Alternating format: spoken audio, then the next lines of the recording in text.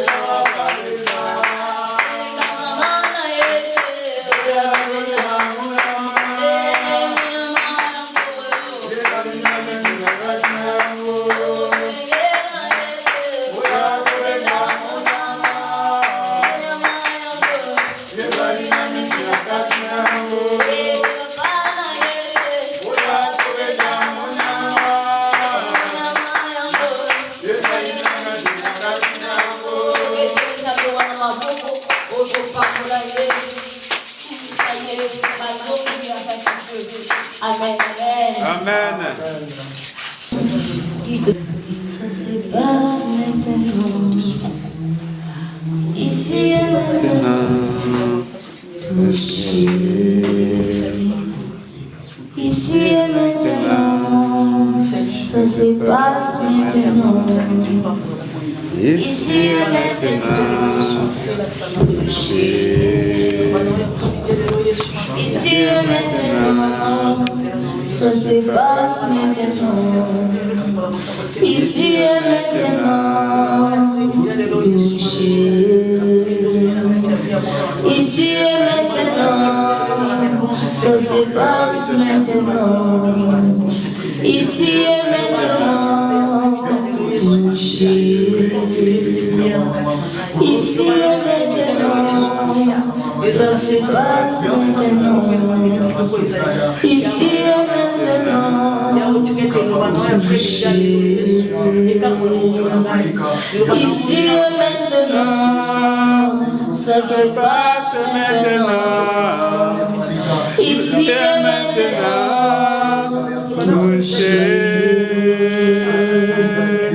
Ici et maintenant. Ça se passe maintenant. Ici et maintenant. Touché.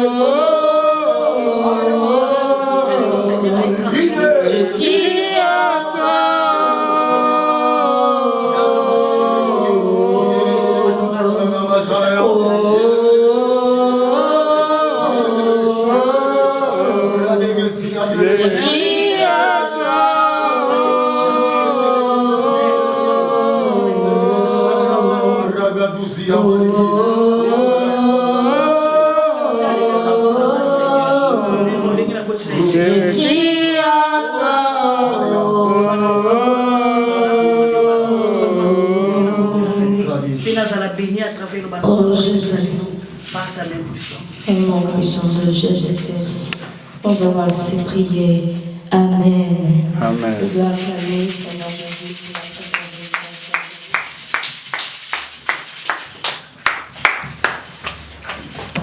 la Alléluia.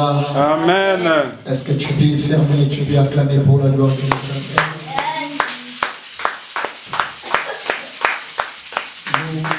Nous allons donner la parole. On s'y tient debout, s'il vous plaît, pour honorer la parole de Dieu. Nous sommes dans Ézéchiel, chapitre 37.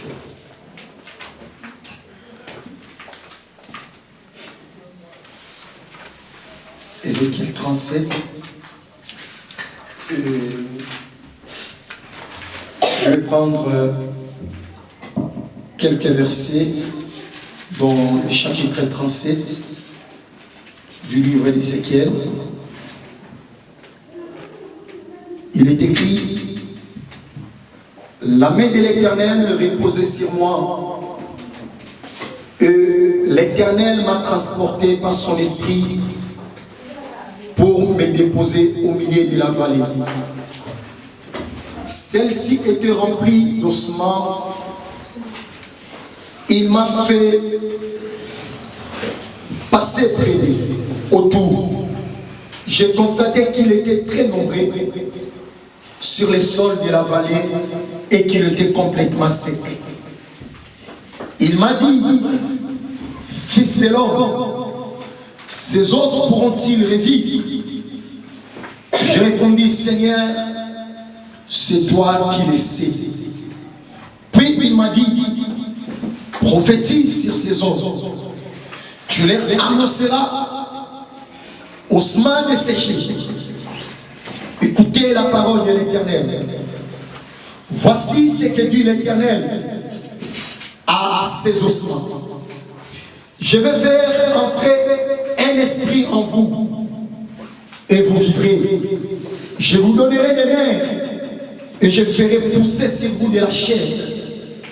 Vous recouvrirez des peaux et je mettrai un esprit en vous et vous vivrez. Vous reconnaîtrez alors que je suis l'Éternel. J'ai prophétisé conformément à l'ordre que j'avais reçu. Alors quand j'ai prophétisé, il y eut un bruit, un mouvement s'est produit et les os se sont rapprochés les uns des autres. J'ai regardé et je vis qu'il leur apparaissait des nerfs. La chair a commencé à pousser et la peau les a recouverts en dernier. Mais il n'y avait pas d'esprit en eux. Il m'a dit: prophétise à l'intention de l'esprit. Prophétise, fils de l'homme. Tu annonceras à l'esprit. Voici ce que dit le Seigneur, l'Éternel. L'esprit vient des quatre vents, souffle cessément, qu'il revive. Je prophétisais conformément à l'ordre qu'il m'avait donné. Je vais prendre quelques points dans quelques versets plutôt dans Ézéchiel toujours 19. Je vais prendre à partir du verset 3 jusqu'au verset 8.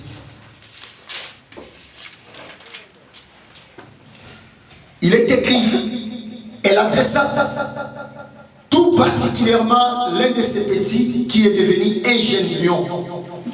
il a pris à déchirer sa proie. Il a dévoré des hommes. Les nations ont entendu parler de lui. Et il a été pris dans leurs pièges. Et l'ont amené en mettant des crochets à ses narines jusqu'à l'Égypte.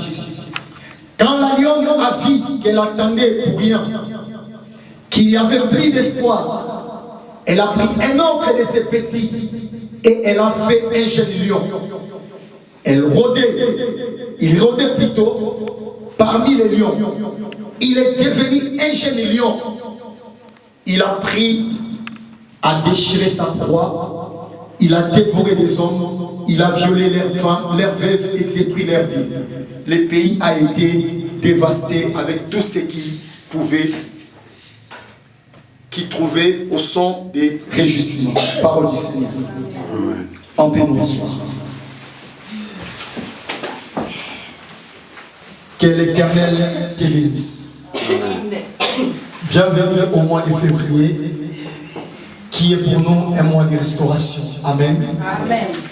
Et je vais parler en termes de restauration durant ces mois de février, parce que l'Éternel a l'intention ou les désirs de restaurer la destinée de quelqu'un. Amen. Amen. Père, bénis cette offrande au précieux nom du Seigneur. Alléluia. Sans plus tarder, j'ai au moins 5 points. Le thème que je vais évoquer avec nous, je l'ai intitulé « Les conditions pour que les ossements desséchés puissent revivre ». Amen. Amen.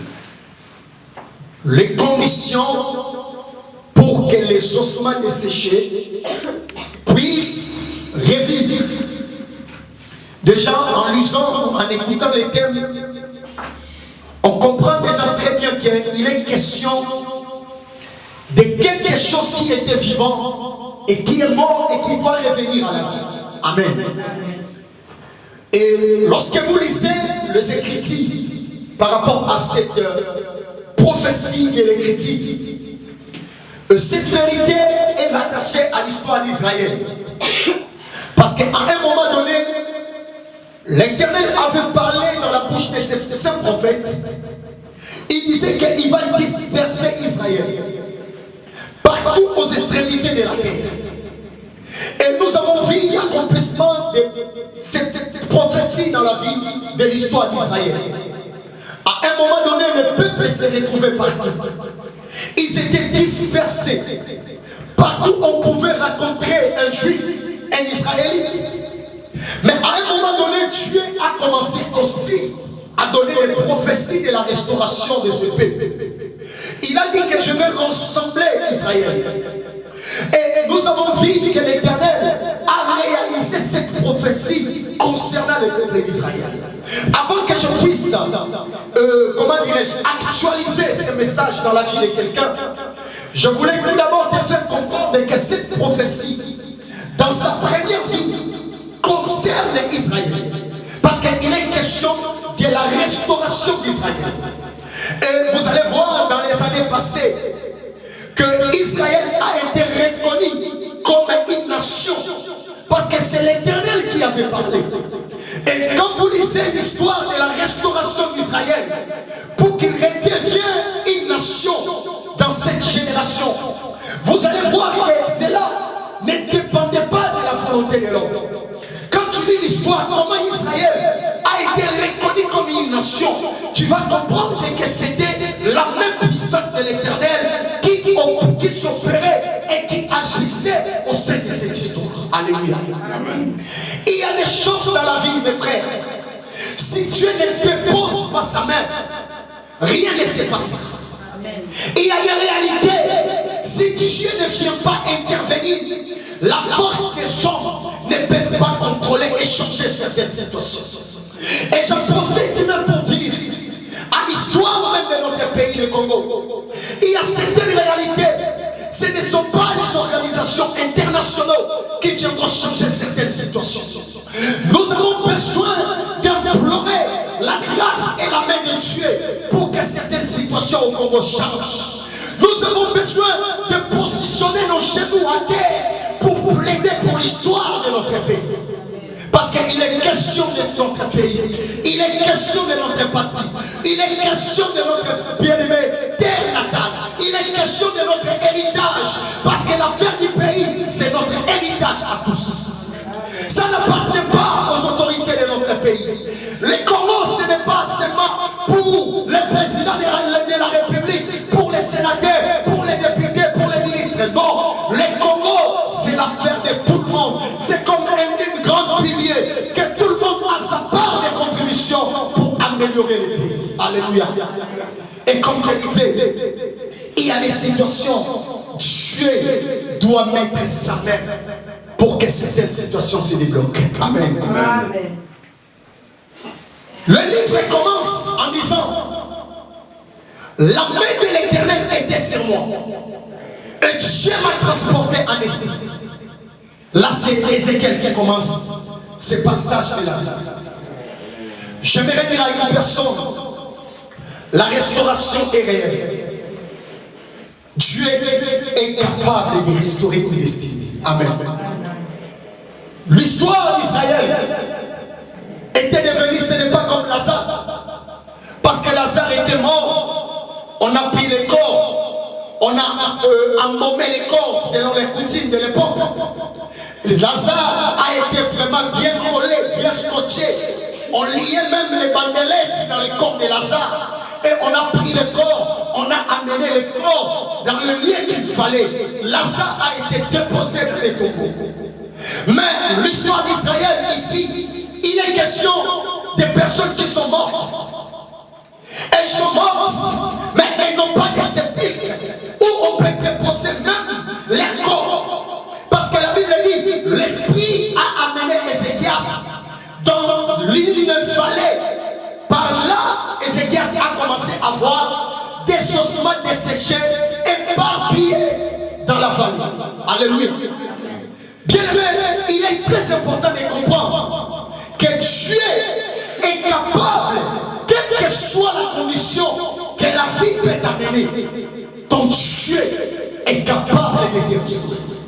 Je parle à une personne, ne dis pas que ma situation est devenue compliquée, Dieu ne peut pas intervenir. Non, les ossements étaient éparpillés dans la vallée. Mais la puissance de Dieu, lorsque ça entre en action, ça ne tient pas compte de l'état chaotique que la personne peut se retrouver. Si Dieu décide d'agir, il agira. Amen.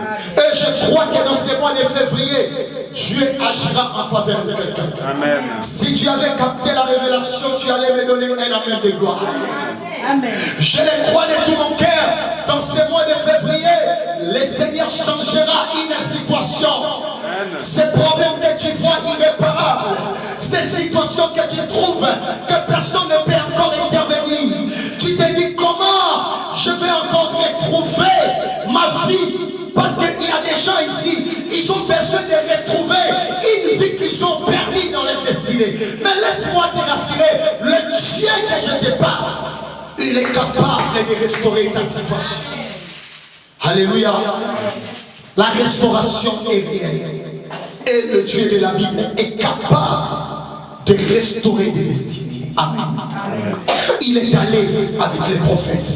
C'est un esprit, c'est dans une vision que les choses se passent.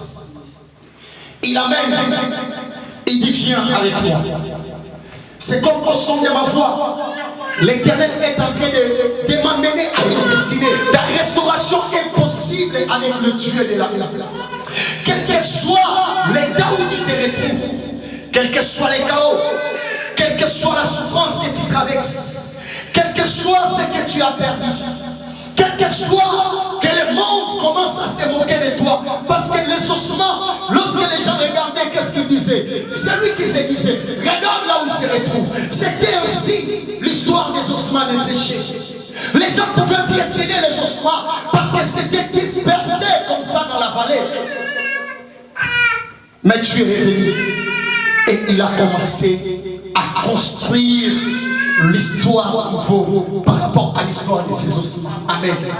Tu as une histoire nouvelle à écrire avec le Dieu de la Bible. C'est que j'aime les voleurs de venir voler. Parce que la Bible dit les voleurs ne viennent que pour voler, égorger et détruire. Mais quand les voleurs viennent voler, les voleurs ne volent pas tout. Si tu as été victime du vol, tu vas les comprendre. Même au Congo, lorsque les voleurs entrent dans les maisons, ils peuvent entrer dans les maisons, ils ne prennent pas tout. Les voleurs ne prennent pas tout. Mais dans les principes des choses spirituelles, c'est que le diable laisse en toi, c'est l'arme que tu vas te servir pour détruire l'ennemi qui t'a volé quelque chose dans ta destinée. Le diable peut te voler l'argent. Le diable peut te voler la santé. Le diable peut te voler le travail. Mais le diable n'arrivera jamais à voler, tuer dans ta vie. Il ne volera jamais tuer. Il peut te voler les connexions. Il peut te voler la joie. Il peut te voler la paix. Il peut te voler tout dans ta maison. Il peut voler les mariages. Mais s'il te laisse tuer, c'est le Dieu là qui te donnera un nouveau projet par rapport à ton destinée. Amen. Ta restauration est réelle avec le Dieu de la vie. Amen. Amen. La première condition pour ceux qui écrivent, pour vivre la restauration de Dieu dans sa vie, la première des choses, c'est la connexion. Amen. Amen. Ici, je vais parler de la connexion à plusieurs dimensions. Premièrement, je dirais la connexion avec le Dieu créateur. Nous sommes dans une génération où on se retrouve tellement seul dans la vie. Malgré toutes les innovations de la technologie. Parce que souvent lorsque nous sommes connectés dans les réseaux sociaux, nous sommes connectés au téléphone, nous sommes connectés avec des gens que nous ne voyons pas. On a l'impression que c'est comme si nous sommes connectés avec des gens. Mais une fois on arrête les téléphones, on vient se rendre compte qu'on est seul et nous avons besoin d'être connectés. Le souci majeur de la génération actuelle, c'est ça le problème de la génération actuelle. Les gens sont connectés, mais en réalité ils sont isolés. Connectés partout. Nous avons combien de comptes? Nous sommes sur les réseaux sociaux, nous sommes sur Instagram, nous sommes sur Facebook, nous sommes sur Messenger, nous sommes sur WhatsApp. Mais combien de personnes sont dans les dépressions, malgré les téléphones à main, malgré le nombre des abonnés, malgré le nombre de partages, de photos et de photos de publications. Mais le problème majeur actuel, c'est le problème de se sentir que tu es seul. Le diable, il connaît très bien. S'il arrive à déconnecter quelqu'un, il sait très bien qu'il va sécher. Quand tu prends l'arbre, tu le déconnectes de la terre, tu déracines l'arbre. Reviens après 2 jours, tu trouveras cet arbre commence à faner. Le feuille va commencer à faner. Après 3 jours, tu vas voir que les feuilles deviennent secs. De jour après de jour, quel que soit l'arbre, même si c'est l'arbre de baobab, je ne sais pas quoi, quelle que soit la grandeur, quand tu les déconnectes de la terre, l'arbre finit par sécher. Alléluia. La mission de l'ennemi, c'est de nous déconnecter de Dieu. Il sait que s'il te laisse être connecté avec le Dieu créateur, Dieu est la source de la vie. Aussi longtemps que ta vie est connectée avec lui, tu ne sécheras jamais. Aussi longtemps que tu es attaché avec lui, tu porteras des fruits à chaque saison. Aussi longtemps que tu es attaché avec lui, ta vie, quels que soient les combats, tu sortiras victoire, victorieux et vainqueur dans les combats. Il sait que si je laisse cette personne être attachée avec Dieu, être attachée à la prière, être attachée à la consécration, attachée à la méditation, il sera perdant. Voilà pourquoi il fait de tout son mieux pour diviser. Parce que le diable sait le pouvoir et la puissance qui se cachent derrière l'unité au sein d'une famille, même d'une communauté. Amen. Amen. Il divise. Parce qu'il sait que quand tu es uni avec Dieu, c'est lui qui sera perdant. Mais dans ces mois, Dieu doit restaurer d'abord ta connexion avec lui. Amen. Nous devons devenir et redevenir unis avec le Créateur. Et soudé avec Dieu. Les circonstances sont passagères dans la vie de l'homme. Quel que soit ce que tu vis, sache-le très bien qu'un jour, ça va finir par passer. Ne laisse pas le temps ou les circonstances du temps te séparer de la grandeur et de l'amour de l'Éternel. Reste soudé et attaché à l'Éternel. La première source qui va te permettre de revivre, c'est lorsque tu prends la résolution d'aller se reconnecter avec Dieu. Tout commence. C'est lui qui est la vie. Il dit, je suis le chemin, la vérité et la vie. Si tu te déconnectes de lui, tu es perdant, tu es perdu et tu es foutu. Église, je nous parle. Il est plus que temps pour toi et moi de se reconnecter avec le Dieu créateur. Est-ce que je m'adresse à quelqu'un? C'est ça la première source ou la première condition si tu veux vivre la restauration. Deuxièmement, c'est la proclamation prophétique. Est-ce que je parle à quelqu'un? Tu veux restaurer une situation, tu dois parler à la situation.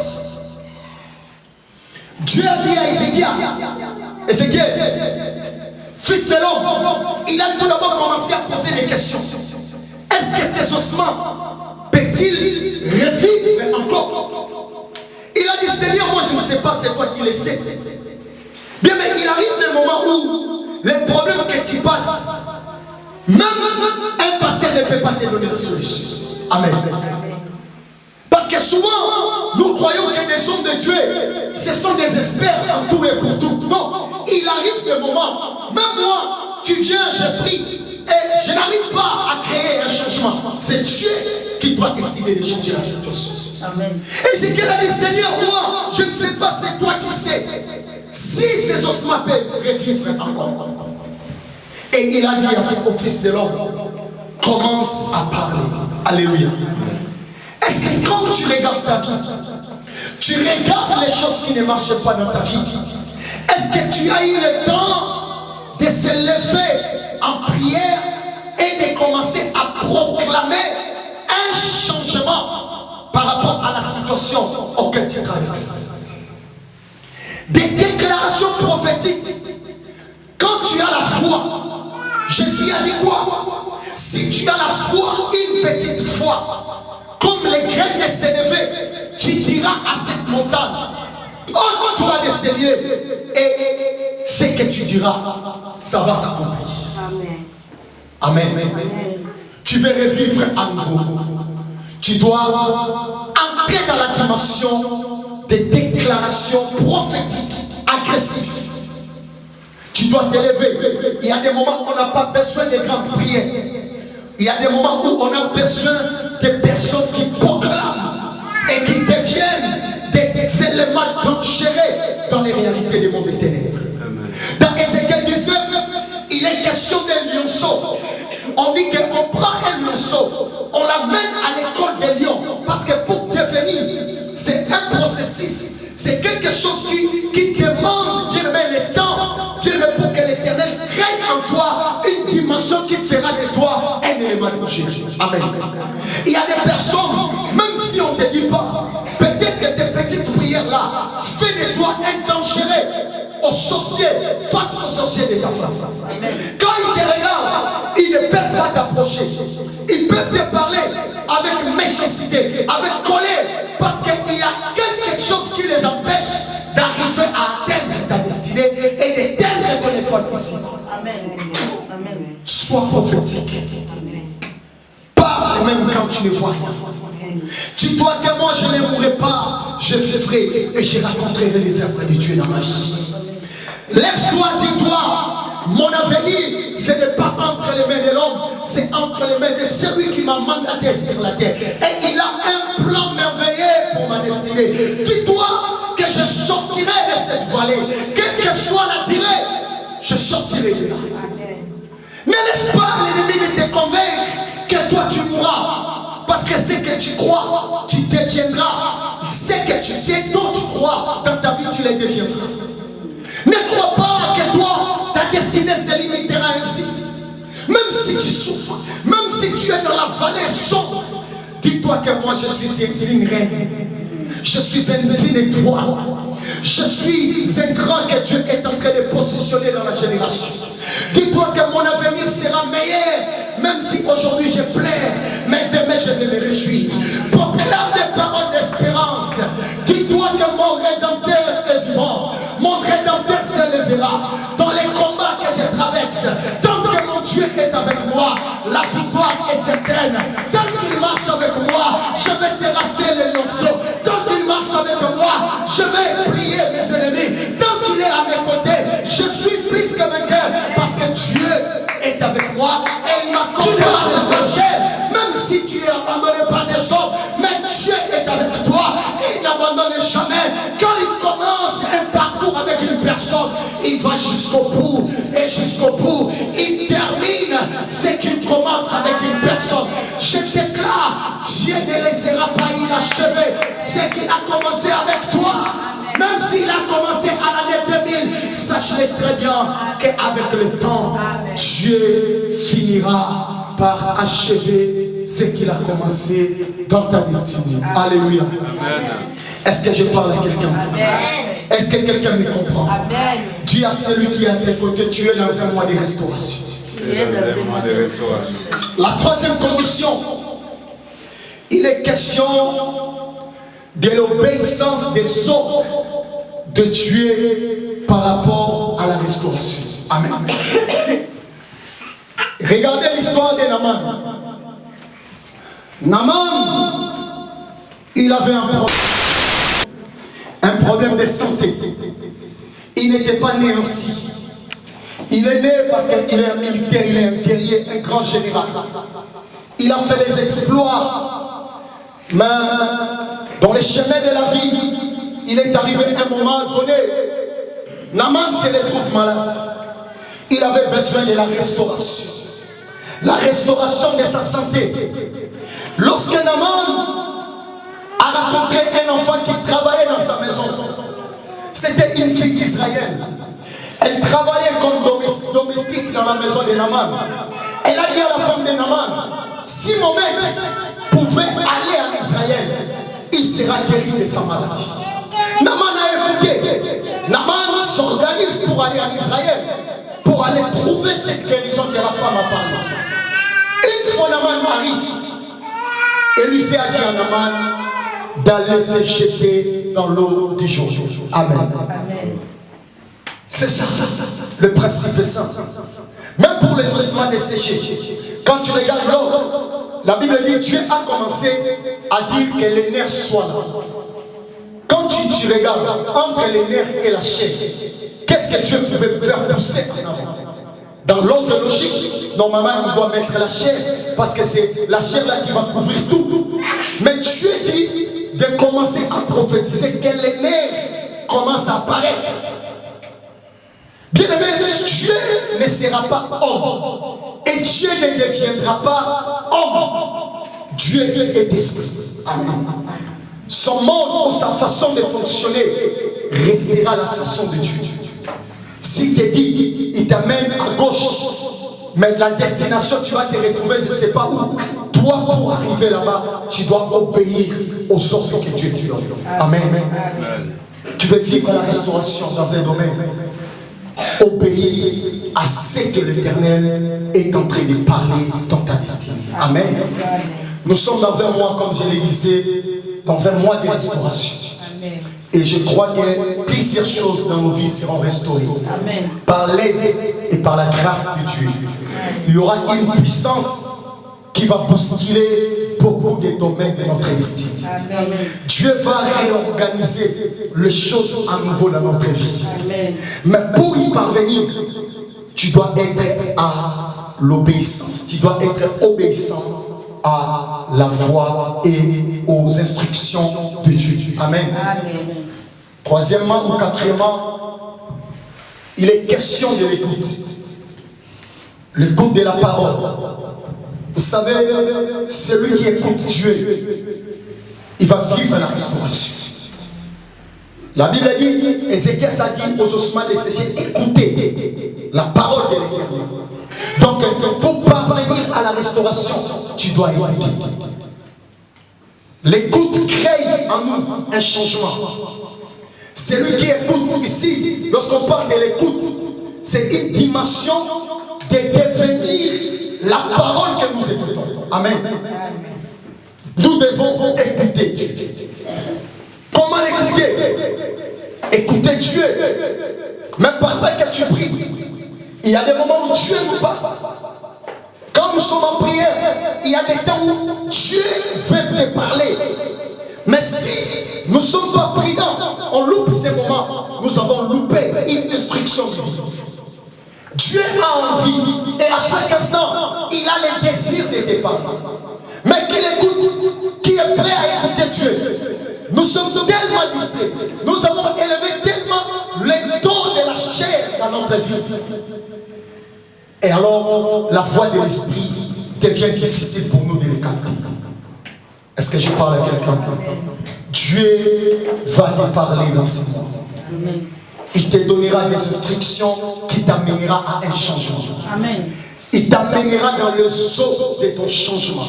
Comme il a fait pour Naaman, il va t'amener dans le saut du changement. Il te dira, plonge. Ne regarde pas la qualité de l'eau, mais suis et écoute, obéis à la voix qui te parle. Amen. Alléluia. Je vais m'arrêter là pour aujourd'hui. Et tu vas rentrer avec ces 4 choses que nous venons de partager. Premièrement, j'ai parlé de connexion. En deuxième position, j'ai parlé de proclamation prophétique. Et troisièmement, j'ai parlé de l'obéissance aux instructions de Dieu quant à la restauration. Et en quatrième position, j'ai parlé de l'écoute.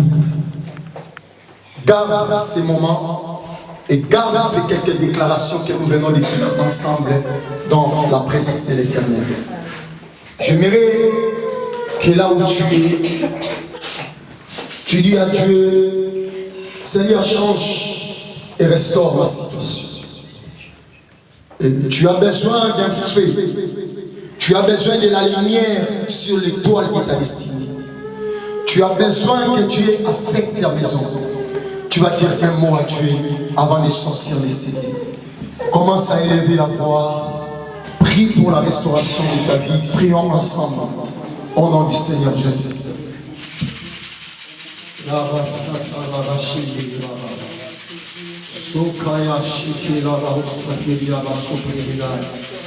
Prie pour la restauration de ta maison. Prie pour la restauration de tes finances.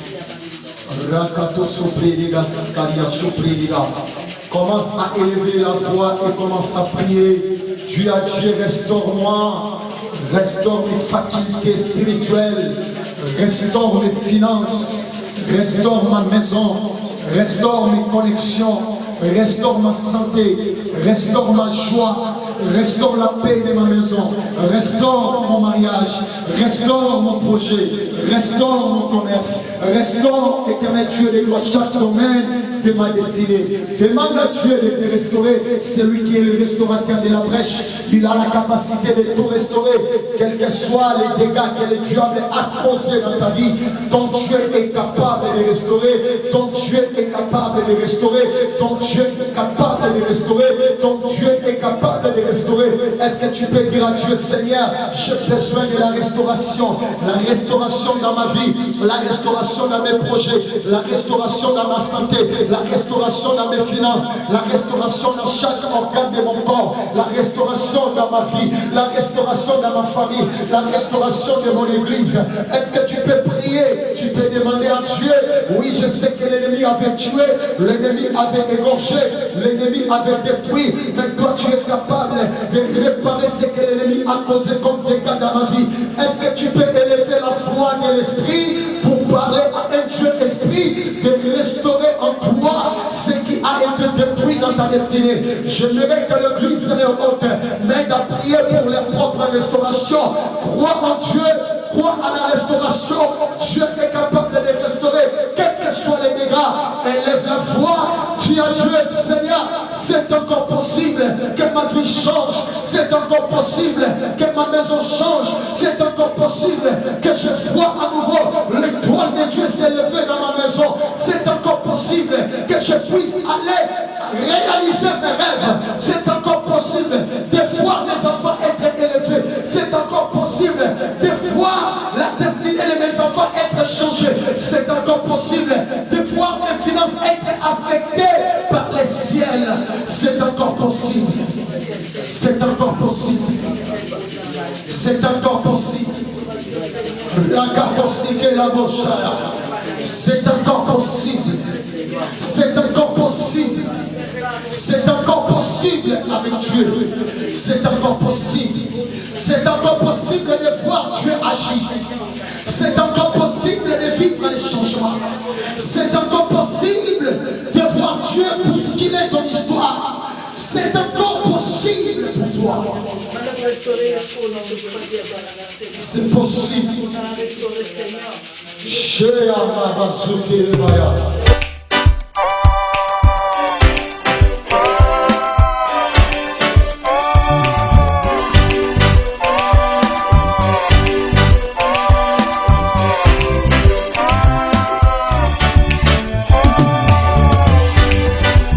On chercha dans les cieux, sur la terre et sur la terre, l'homme capable d'ouvrir le livre et de rompre les secrets. Les vieillards observaient, les anciens énormément, les anges n'en parlent pas, qui pouvaient s'avancer. Silence dans les cieux, total dans les cieux, absolu.